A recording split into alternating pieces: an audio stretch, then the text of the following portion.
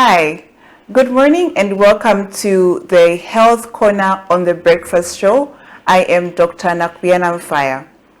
This week we are talking about hypertensive heart disease, and yesterday we discovered that hypertensive heart disease is a condition that comes about when you have elevated blood pressure that is too high for a long period of time. This can lead to many other complications, including stroke and kidney problems, but also the heart becomes affected and you end up having hypertensive heart disease. So today we'll talk about how does it really come about and the causes of hypertensive heart disease. So by definition, we know that hypertension itself is the cause of hypertensive heart disease. So when your blood pressure is elevated for a long time, muscles start becoming bigger in size, and because of that your heart grows, and as it is growing it reduces on the capacity of it to pump blood to the rest of the body. Also, the arteries that supply blood to the heart become affected because there is pressure that is generated from the heart pumping blood, and so because the arteries of the heart are very close to the heart itself, they become affected, and so they might end up getting blocked or getting damaged because of the hypertension. And because of this, the heart muscles themselves might even begin to die. And when the heart muscles start dying, you end up having pain in the chest and other symptoms that can that are more like a heart attack. You might end up having a heart attack because of the hypertension leading to the cells of the heart that are dying. And so this is called a myocardial infarction, and this is one of the things that can lead to chronic heart disease and even heart failure, because when it happens for a very long time, your heart may start failing to perform its function. And so there are so many risk factors that can lead to hypertensive or hypertension.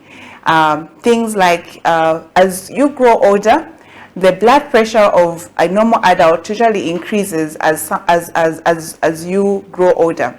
But it doesn't increase so much unless you have other risk factors like not taking care of yourself very well in terms of your lifestyle.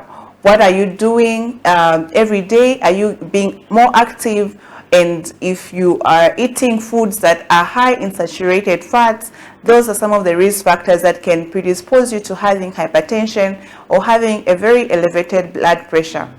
So there are other things as well that can also predispose you to having hypertension, like drinking alcohol or smoking. And so these are things that people need to be aware of to prevent themselves from having hypertension, because if you continue in such activities, you might end up having hypertension, and it will cause hypertensive heart disease in the long run.